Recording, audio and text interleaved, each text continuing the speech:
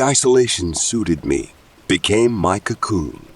It allowed me to concentrate, to become one with the folklore that consumed my every waking hour. Nights bled into days, a continuous loop of reading, scribbled notes, and restless pacing. Meals were forgotten, texts and calls ignored. Each knock at the door left unanswered, each plea from my parents to rejoin the world deflected with mumbled excuses. "Jack, we're just asking for dinner. One meal with us," my mother pleaded softly through the barrier of my bedroom door. "Can't. It'll get cold." "I'm busy," I replied, not daring to meet her gaze through the keyhole for fear of seeing her disappointment reflected back at me. "Your father and I love you. We miss you," she whispered, her voice breaking the silence like a crack fracturing ice on a frozen lake. "Love you too," I breathed out, void of warmth, a hollow echo in the chasm between us. Whitaker had lost its innocence, and with it, I lost myself. But in that loss, I found resolve. The Wendigo was more than a legend. It was a mystery to solve, a puzzle whose pieces I held in trembling hands. And I would put them together, even if it meant sacrificing everything else. Legends say it's a spirit of the lonely places, I murmured to myself, thumbing through the yellowed pages, a harbinger of insatiable hunger. But what if it's more than just a legend? My eyes were narrowed with a focus so sharp it felt like it could cut through the fog of uncertainty that had settled over this town since the disappearances began. The air was heavy with the scent of old paper and ink, a comforting aroma that usually brought clarity to my thoughts. Yet tonight, it clung to me, oppressive and unyielding. I leaned forward, poring over a tattered journal entry from a fur trapper who swore he'd encountered a creature with eyes like burning coals, deep in the Minnesota woods. His account was vivid, his fear palpable, even across the chasm of time. I couldn't help but wonder if that same terror had seized those now missing from our small town. An abomination. That's what he called it. The words slipped from my lips, tasting bitter with the tang of desperation. But where's the proof? Where's the link that ties these myths to our reality? The walls of my room seemed to close in as I dove deeper into the research. Each article, each whispered folktale, they all spun a web that threatened to ensnare me in its intricate patterns of lore and conjecture. Maybe it's right in front of me, I thought. The idea like a spark trying to ignite in a downpour of doubt. Maybe I'm just not seeing it. I could feel the weight of solitude pressing down on me, the loneliness of this quest for truth. It was a feeling akin to the Wendigo's own cursed hunger. Never satiated, always craving more. And yet, there was a burning determination within me that refused to be quelled. Fingers drummed a staccato rhythm on the wooden surface of my desk, a futile Morse code plea for clarity amidst the chaos of articles, scribbled notes, and ancient lore that had become my world. The cryptic dance of shadows cast by the flickering lamp seemed to mock my efforts, as though a very darkness whispered of the futility in seeking truths buried deep within legends.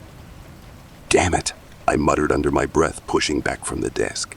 The chair groaned in protest, the sound echoing my own frustration. I'd been poring over every scrap of information about the Wendigo, trying to find that one piece of irrefutable evidence that would link this spectral entity to the string of disappearances plaguing our town. Yet all I held were threads of myth, slippery and elusive. The complexity of the task was like the dense forest itself. Every time I thought I found a path through the thicket of stories and sightings, it would twist away, leading me deeper into confusion. The Wendigo was a master of the woods, a creature of hunger and horror, but was it truly responsible? Or was I chasing shadows, ensnared by an obsession that threatened to consume my sanity as surely as the creature consumed its prey? I needed air, space to think or not think, to simply be somewhere other than within these four walls that seemed to close in tighter with each passing hour. Going out, I hollered to no one in particular, knowing my folks had long since turned in for the night, content in their mundane reality, where monsters were myths and every shadow didn't conceal unseen terror. The night air was crisp, the sky a tapestry of stars, with the moon casting a silver glow over the town. I walked, my footsteps muffled by the carpet of fallen leaves, toward the clearing where Liam and I often met to escape the drudgery of small-town life. "Thought I'd find you here." Liam's voice broke the silence as I stepped into the clearing. His presence was like a beacon, the mischievous grin that usually played upon his lips, now replaced with a solemnity that mirrored my own concerns. "Can't seem to shake this feeling, Liam," I confessed as we settled onto the log that had borne witness to countless conversations. "It's like grasping at fog, trying to tie this damn creature to what's happening. Without solid proof, it's just folklore." "Maybe that's all it is, Jack," he replied, his tone a mix of reason and loyalty, a balance only he could strike. "But if there's more, we'll find it. We always do."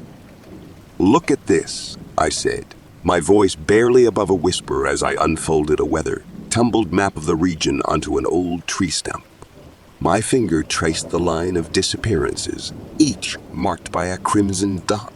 "There's a pattern, Liam, a predatory path winding through these woods." Liam leaned in, his brows furrowed as he studied the map under the pale light. "You think it's territorial?" he asked, the earnestness in his tone a balm to my frayed nerves. "More than that," I replied, tapping a particularly dense cluster of dots. "It's intelligent, calculated. This isn't some mindless beast. It's cunning, elusive, and it knows these forests better than we ever could." "Man," Liam exhaled slowly, his breath visible in the cool air. "The way you piece it all together, it's like watching one of those crime shows, but this is real life. It's chilling." I nodded, folding my arms against the chill that had nothing to do with the temperature. "It's been here for centuries," I continued, my words tumbling out with fervent conviction. "The natives spoke of it, a spirit that consumes not just flesh but the very soul. And now people are vanishing, Liam. Vanishing without a trace, and nobody has any answers. Except for a legend that everyone's too afraid to believe." Liam remained silent for a moment, his eyes reflecting the conflict within. When he spoke, his voice was resolute. "Jack, if there's even a chance you're right about this, then we've got to keep digging. We can't just sit back and wait for the next disappearance." "Exactly," I exclaimed, my hands gesturing wildly as I paced between the pines. "This isn't superstition or paranoia. It's happening here and now. We need to understand it, to expose it, or else how many more will be lost?" "Count me in, Jack," Liam affirmed, clapping a hand on my shoulder. "I've seen what this search has done to you, but I also see the fire. It's lit. Let's figure it out, together." "Thanks, Liam." I smiled, feeling a semblance of warmth despite the dread that gnawed at my insides. We walked back through the forest, our shadows long and distorted upon the earth, swallowed by the encroaching darkness that seemed to whisper of things hidden and truths untold. With each step, I felt the weight of our mission pressing down, as heavy and inescapable as the fate we were trying to fend off. The scent of jasmine tea wafted through the air, a stark contrast to the ominous conversation at hand. Emily's living room was an enclave of normalcy, from the neatly stacked textbooks on the coffee table to the gentle hum of the ceiling fan above. But tonight, the quaint ambience was marred by the gravity of our meeting. "Emily, you know I wouldn't bring this up if it weren't serious," I began, my voice low as I sat across from her, our knees almost touching. "It's about the disappearances. The pattern is too consistent, too intentional." Liam leaned forward from his seat on the couch, his earnest eyes locked on hers. Jack's been digging into this for weeks now. The evidence he's found is compelling. Emily frowned, her delicate fingers tracing the rim of her teacup. Jack, I've known you since we were kids, and I've never seen you like this. Her gaze pierced me, sharp with concern. You're obsessed, and it's worrying. How can you be so sure it's this creature? Because nothing else makes sense, Emily. My hands clenched involuntarily, knuckles whitening. People don't just vanish into thin air. And the stories, the legends, they're all eerily similar. Accounts of a malevolent force, a hunger that's never sated. It's real, and it's here. Liam shifted beside me, his voice a soothing balm to the tension. He's not pulling this out of nowhere, you know. There's historical precedent, cases documented even before this town existed. People disappearing, just like now, under the same mysterious circumstances. History is rife with unexplained tragedies, Liam. Emily sighed, setting down her cup with a soft clink. That doesn't mean we should jump to supernatural conclusions, especially when it's affecting Jack's health. Health, I echoed, the word tasting bitter on my tongue. What about the safety of our community? I rose from my chair, pacing the small space restlessly. We can't ignore the signs because they're uncomfortable or difficult to explain. Jack, she said softly, her voice steady, despite the clear strain in her eyes. I'm not dismissing your fear, but jumping to monsters as an explanation. It's a stretch. We need more than anecdotes and folklore. Then we'll find more, I declared, the resolve hardening within me like steel being tempered by fire. We have to keep looking, dig deeper. People's lives could depend on it. Okay, Jack, she nodded, her expression unreadable as she stood and walked over to me. Promise me something, though. Promise me this search won't consume you, that you won't lose yourself to this darkness you're chasing. Emily, words failed me, choked off by the enormity of what lay ahead, by the fear that maybe she was right. But then I looked into her eyes, saw the flicker of belief behind the doubt, and I knew. I promise, but I have to do this. I have to know the truth. Be careful, Jack, Emily murmured, her hand briefly squeezing mine, a lifeline thrown amidst the turbulent sea of my thoughts. Always am, I replied, though my heart thundered a warning against the quiet assurance of my words. As Liam and I left Emily's house, stepping out into the night where shadows clung like cobwebs to the edges of reality, I couldn't shake the feeling that we were teetering on the precipice of an abyss. One wrong step, one misjudgment, could send us spiraling into the void. But there was no turning back now. The Wendigo, whether myth or monster, had become the focal point of my existence, the tragic enigma I was determined to unravel, whatever the cost. The air in the library was stale, redolent of yellowed paper and the echo of unspoken thoughts. Liam and I moved through the aisles like specters, our footsteps muffled by the worn carpet that had seen better days. The mustiness clung to my senses, a persistent reminder of decay, as if the knowledge contained within these walls was as much a living, breathing entity as it was a trapped soul.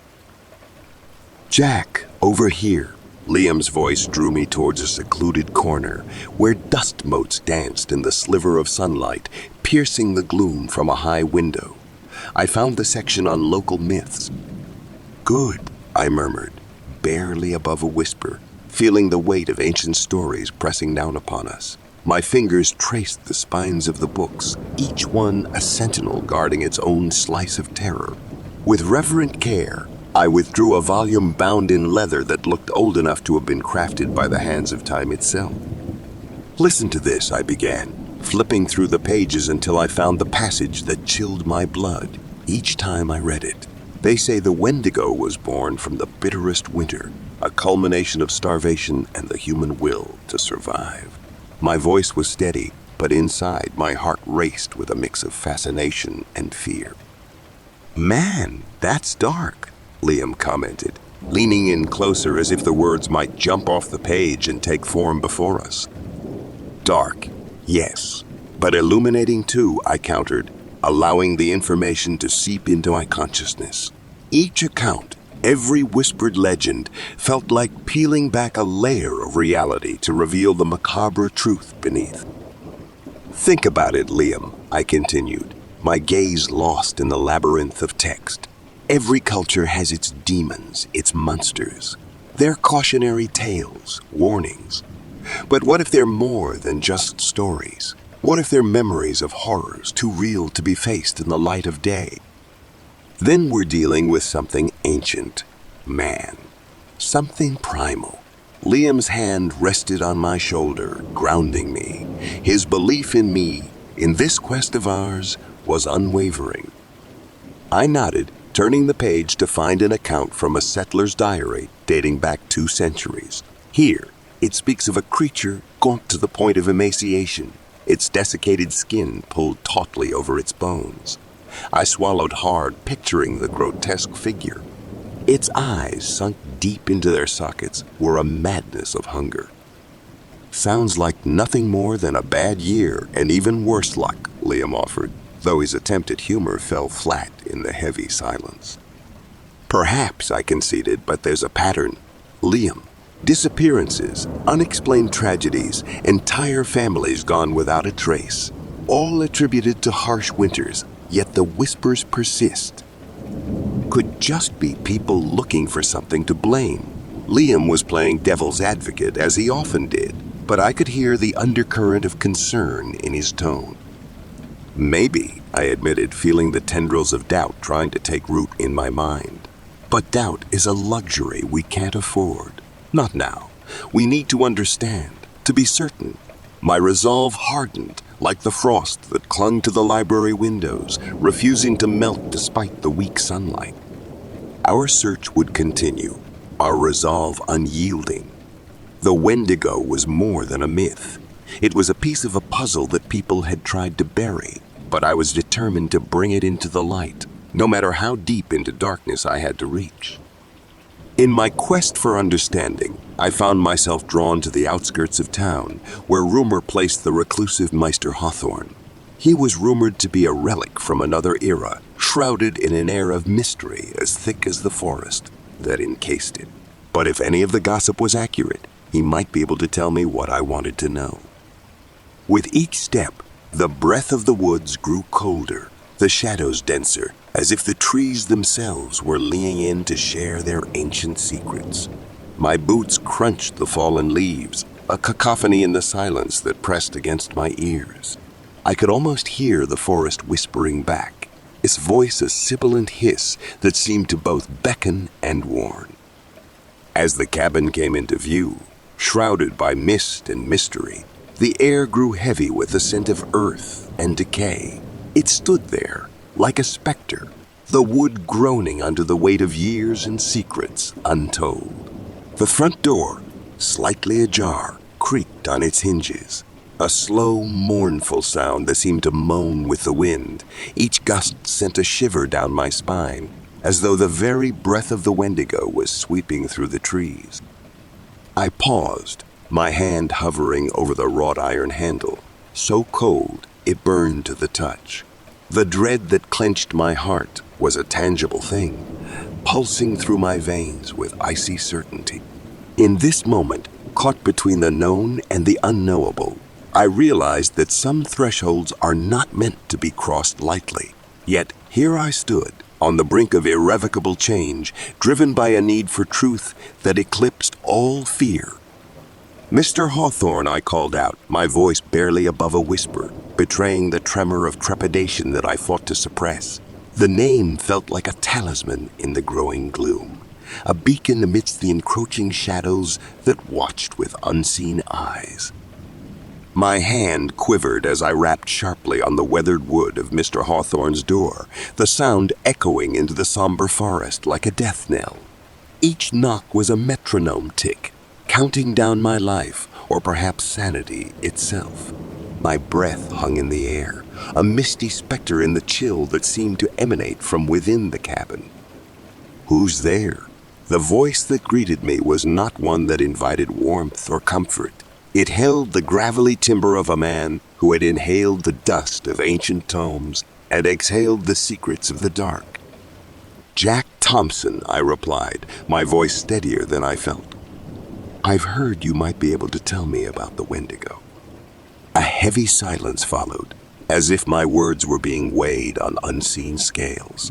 Then, the door creaked open, a sliver of dim light slicing through the darkness of the evening. The figure that emerged was as enigmatic as the legends that surrounded him. Mr. Hawthorne stood framed in the doorway, his silhouette nearly blending with the gnarled shadows behind him. His hair was a wild mane, streaks of gray cutting through like lightning in a tempest. Tossed sky, his eyes, piercing and alert, flickered with the kind of intensity that spoke of long nights spent chasing ghosts across the pages of forgotten lore. They fixed on me with an unsettling scrutiny, seeing through to the marrow of my bones. "Come in then," he said, stepping aside. The movement was like the rustling of leaves, a part of the natural world yet apart from it. I stepped over the threshold, feeling as though I was crossing into the realm of myth itself. Inside, the air was thick with the scent of earth, and something more pungent, an acrid tang that made my nostrils flare. "Sit," he commanded, gesturing toward a chair that seemed as ancient as the trees themselves. He moved to the opposite side of the room, where shelves upon shelves of books loomed like silent sentinels. His every motion was deliberate, imbued with a kind of ritual significance. "Tell me," I began, but he raised a hand, cutting me off. Mr. Hawthorne settled back into his chair, the ancient wood groaning beneath him like the voice of the forest at twilight. He studied me with those piercing eyes that seemed to strip away my bravado. "Once, Mr. Hawthorne continued, leaning forward so that his face was awash in the flickering candlelight. "A man came to me, much like you, filled with fire and brimstone. He'd seen the aftermath of its feast, the ruins of a family, a homestead steeped in blood. It marked him, Jack. It hollowed him out, till there was nothing left but the echo of his scream. I felt a shiver crawl up my spine, as though the ghost of that scream had found a new home within me. And what happened to him? My voice sounded small in the expanse of the room. "Lost to the woods," Mr. Hawthorne replied, his gaze distant. "Drowned in the chase. Or maybe it was despair. The forest doesn't care for the why. It swallows all the same." The thought of being consumed by something so intangible, so inexorable, sent a tremor through my core. Could I, too, be pulled under by this relentless pursuit? The doubt gnawed at me, sharpening its teeth on my resolve. "But remember, Jack, the keenest blade against such darkness is not wrought of steel or silver." He paused, and in that silence, I felt the gravity of unspoken truths pressing in. "Then what is it?" I asked, the hunger for that knowledge burning within me. "Ah," Mr. Hawthorne breathed, a sly glint in his eye. "That is the question, isn't it? The answer lies where few dare to tread." His cryptic words wrapped around me, a puzzle I yearned yet feared to solve. We sat in silence for a long moment. The candlelight flickered, casting oblique shadows that seemed to writhe against the cabin walls, as if eager to escape the confines of reality. Mr. Hawthorne leaned forward, his wild eyes alive with a fervor born of intimate horrors. "The Wendigo is no mere beast," he rasped, the timbre of his voice sending a chill down my spine. "It's an abomination, a skeletal figure shrouded in desiccated flesh, with gaunt limbs that stretch unnaturally like the boughs of winter-stricken trees. An insatiable hunger gnaws at its core," I murmured, recalling fragments of the lore I had pieced together. "Insatiable, yes," he confirmed, a grim nod accompanying his words. "For flesh, for warmth, for life itself. It feasts not just on the body, Jack, but on the spirit, leaving behind a husk devoid of all but despair. The air grew colder, or perhaps it was the dread that seeped into my bones. One does not simply track a Wendigo. It permits you to follow, leading you into its trap. But there are signs, Jack. Trees stripped of bark, not by elk, but by its ravenous gnawing. Bones, shattered and hollow, littering the underbrush, and the stench, a putrid miasma of death and decay. Is there any way to kill it? The question hung between us, laden with a desperate hope. Few weapons can harm it, Mr. Hawthorne admitted, reaching beneath his chair to produce an object wrapped in old cloth. With careful hands, he unveiled an arrowhead, wrought from what appeared to be pure obsidian. Ancient tools, bound with rituals long forgotten, may pierce its hide. Silver is said to burn it, consecrated iron to slow its steps. Never wander alone, especially under the new moon when darkness reigns supreme. Carry fire. It fears the light, the purity of flame. And should you hear your name, whispered on the breeze, do not answer. It seeks to ensnare your very soul. Fire, silver, iron, I repeated, the words a litany against the encroaching darkness. Thank you, Mr. Hawthorne, I said, a newfound resolve steadying my voice despite the quake in my heart. Your wisdom may yet save lives. Or condemn them, he said, his gaze sharp as the obsidian before us. Which signs are most reliable, I asked, my voice a mere whisper in the shadow-laden cabin, my hand cramped as it scrawled across the pages of my notebook, desperate to capture every morsel of esoteric wisdom that Mr. Hawthorne dispensed. Look for the trees, he replied, his voice grave, as though every word carried the weight of a soul lost to the forest's embrace. Bark stripped at a height no man could reach, branches twisted in agony. The Wendigo leaves its mark on nature itself. My eyes locked onto his, and a chill skittered down my spine. His description painted an image more vivid than any nightmare, of a creature so attuned to its environment that it became one with the desolation it wrought. And the sounds, what should I listen for? Silence, Jack, Hawthorne intoned, and the very air seemed to still around us. An unnatural hush falls before it strikes. The birds know. The animals. The animals. They feel its presence and flee. When the forest holds its breath, be wary, for you are not alone. I nodded, absorbing each word with an intensity that bordered on obsession. The Wendigo was no mere legend. It was a predator of flesh and spirit. My fingers trembled as they turned another page, eager to document this ominous portent. Mr. Hawthorne, I pressed on, is there no way to predict its movements, to anticipate where it might strike next? Predict? A ghost of a smile tugged at his lips, and his eyes gleamed with a madman's insight. The Wendigo is chaos incarnate, but it is drawn to desperation, to the hunger that mirrors its own. Wherever hope dwindles and despair takes root, that's where it will hunt. The gravity of his words settled upon me, a mantle heavy with dread. My resolve to face the beast was now tempered by the grim realization that I sought to track a force as ancient and inexorable as the turning of the earth. Yet within me, a fire kindled, fueled by the very fear that sought to paralyze me. Thank you, I whispered, the notebook clutched to my chest as if it were a shield against the encroaching darkness. As I stepped toward the door, my mind teemed with the chilling lore and the stark images Mr. Hawthorne had conjured.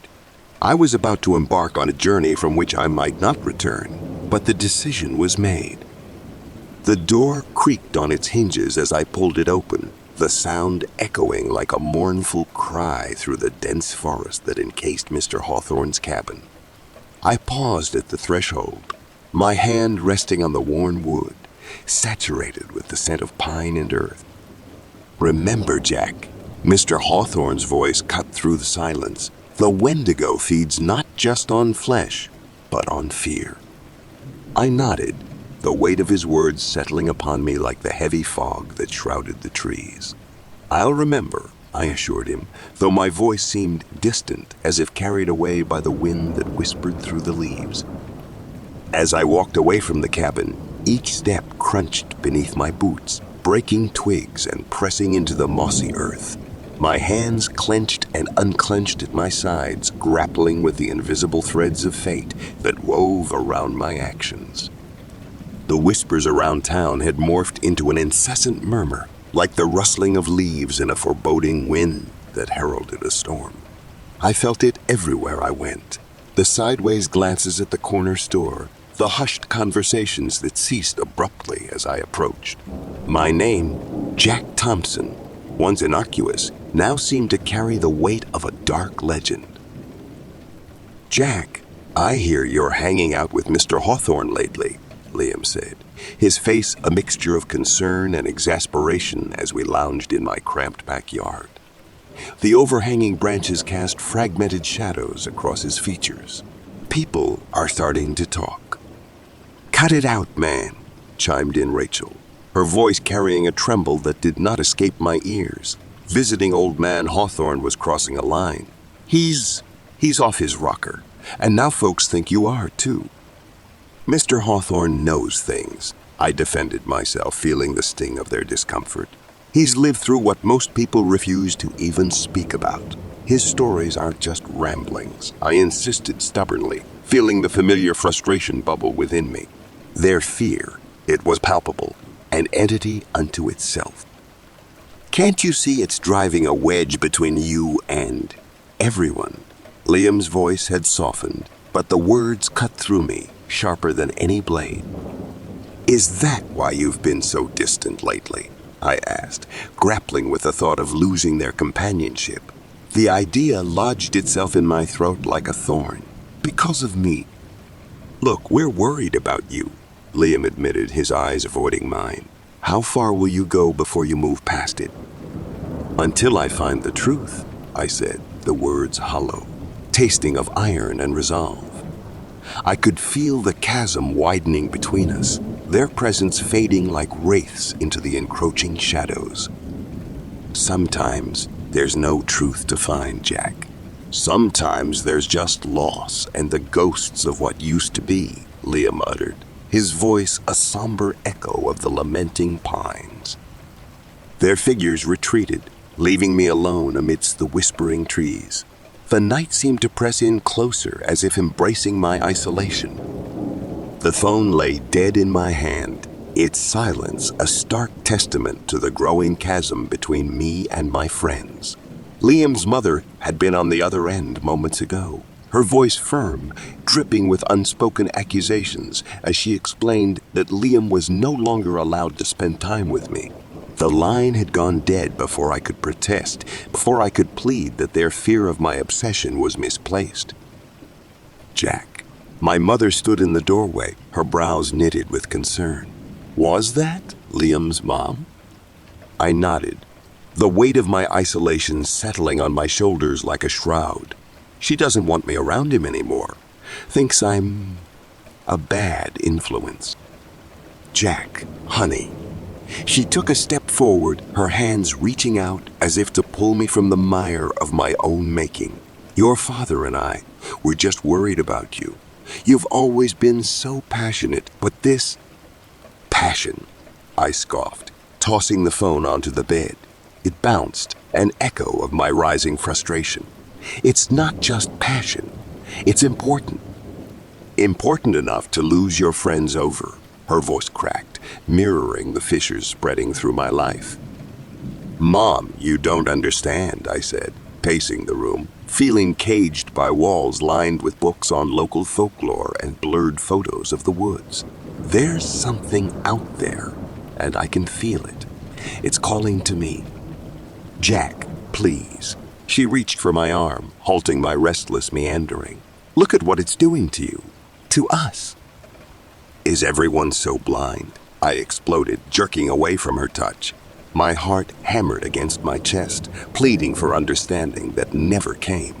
"Can't they see that I'm trying to protect them?" "Protect us from what, Jack?" "Ghost stories, legends, Her eyes, usually so soft, were steel now, reflecting back the tragedy of my single-minded pursuit. Or from losing you to this fantasy. Fantasy.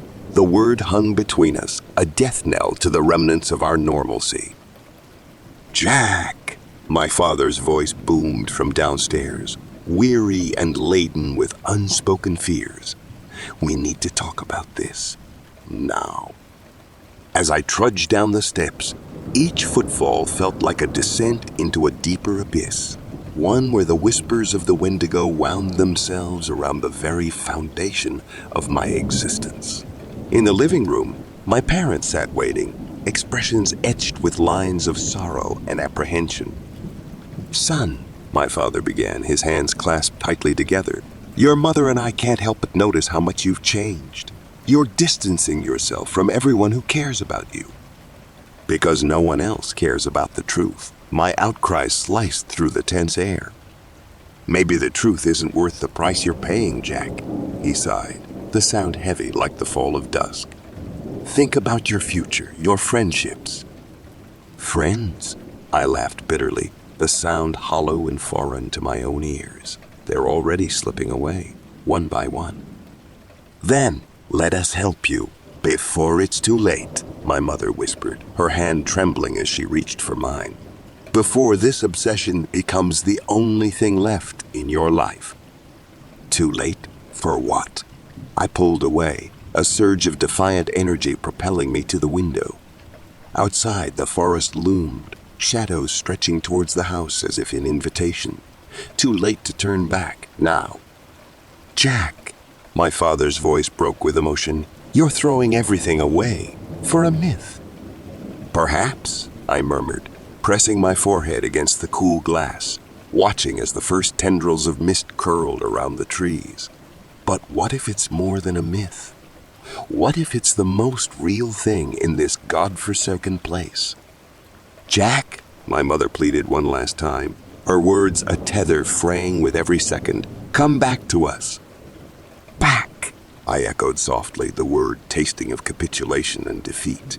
The forest whispered back, a siren song of secrets yet to be uncovered, promising the tragic beauty of a truth found in solitude. "Back," I repeated, but even to my ears it sounded like a farewell. The frost-laden windows of the general store offered a view into the heart of our small town, a place where once I had been a fixture. Now, beyond the glass, I was an apparition in their midst, my name synonymous with a chilling folklore that gnawed at the edges of our community's collective memory. Inside, however, my reputation preceded me. "Aren't you that kid?" scoffed Mrs. Danvers from aisle 3, her arms clutching a basket of groceries like a shield. "My sister is struggling because of you. It's bad enough her boy went missing in those woods, and now you dare claim some creature is to blame. For what? The attention." "Barbara, I began. "Enough," she cut me off with a venomous hiss. "You're disgusting." Her words stung, an accusation not just of madness, but of irreverence. I could feel the weight of their losses, a burden I never intended to exacerbate. Yet the truth, or the pursuit of it, was a force I could not repel. I paid for my supplies, a notebook, pens, and a few energy bars, my currency seeming to burn with the disapproval of those around me. The bell jangled once more, a discordant farewell, as I shouldered the door open and stepped back into the chill that awaited me outside. With each crunch of frozen earth beneath my boots, I reaffirmed my resolve. Their grief was real, palpable as the cold that seeped through my layers, but I would not yield to the futility they prescribed. The Wendigo, emblem of hunger and desolation, might well be a myth, but its grip on our tragedies was as tangible as the knotting fear that twisted in every villager's heart, including my own.